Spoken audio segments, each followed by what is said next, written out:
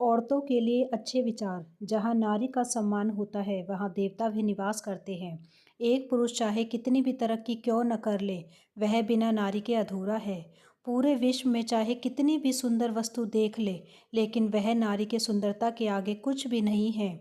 एक स्त्री ही ऐसी होती है जो बड़े से बड़े दुखों के पहाड़ को आसानी से ढो लेती है। दुख चाहे कितना भी बड़ा क्यों ना हो, एक स्त्री ही इसे हंसकर सामना करती है।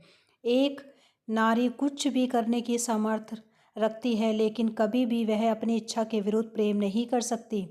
जिस आंगन में स्त्री का निवास नहीं होता है वह घर आंगन नर्क के समान होता है। जहाँ नारी का सम्मान नहीं होता, उस समाज और पशु में कोई अंतर नहीं होता है। जहाँ नारी को शक्ति मानकर पूजा जाता है, वहीं सच्चे मातृत्व के सुख विराजते हैं।